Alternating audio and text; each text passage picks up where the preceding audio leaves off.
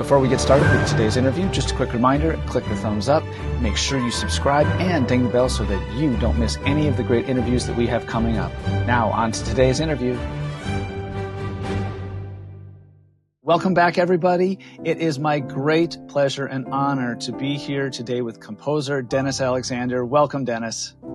Thank you, Sam. So nice to be here. I'd like to move on to talking about Moonshadows.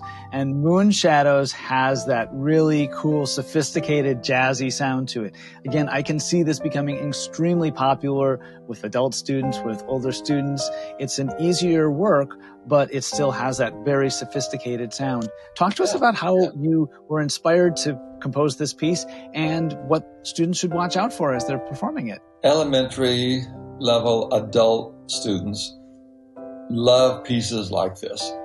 It's one of the reasons why I wrote this particular book. Most adult students love lyrical pieces. In fact, the cover looks like this. It's called First Lyric Pieces. And because I also love the romantic style so much, I've always played a lot of Chopin and Rachmaninoff and Liszt in my solo concerts that I've done. But I love finding really sophisticated sounding elementary pieces, pieces that have sevenths and ninths, those types of chords.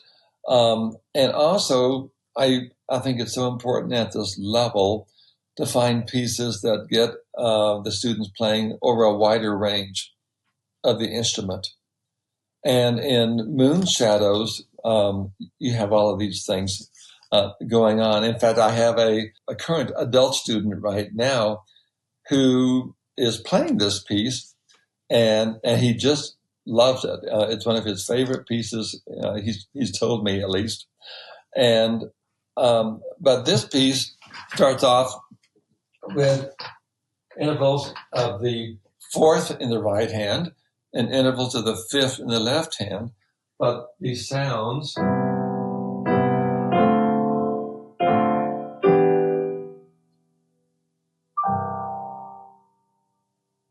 so even in that, just the very first line, they have an opportunity to shape this, and then when they go out for the open fifth, the wider range of the instrument, I'd want them to learn to float, do a nice graceful arc up and then back down again, so that they don't look jerky, at the instrument, or they need to learn to move and float in rhythm at the tempo of the piece. So when they just something as simple as this, 1, 2, 3, 1, 2, 3, 1. You see how could you see my arm in the, I know my back's to you here, but I want them to learn to move gracefully at whatever tempo the piece might be in. So then when we have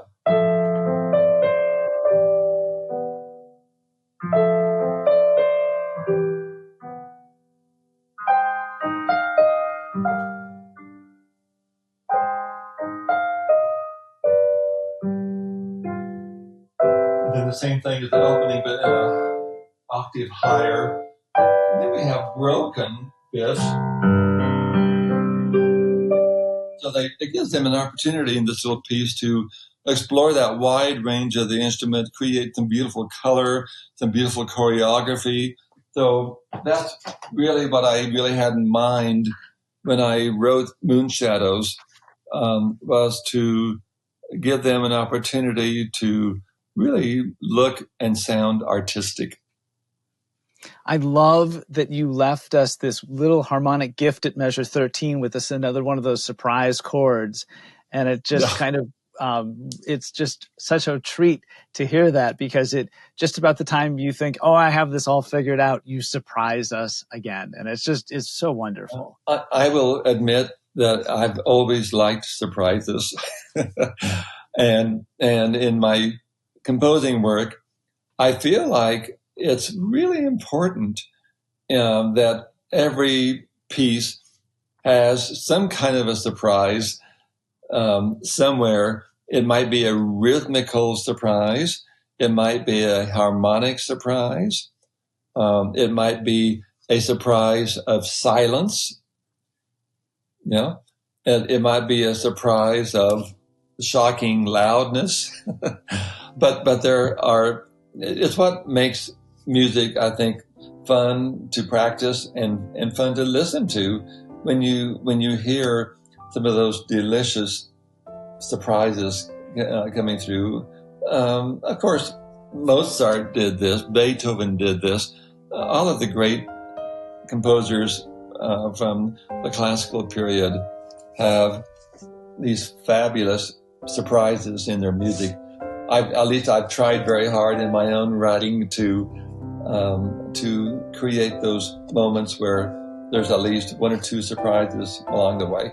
That is awesome. Dennis Alexander, thank you so much for joining us today. Dennis Alexander's book is Mr. A Presents First Lyric Pieces. Find it at your local music retailer. Dennis, thank you so much. Thank you, Sam. It was a pleasure to be with you today.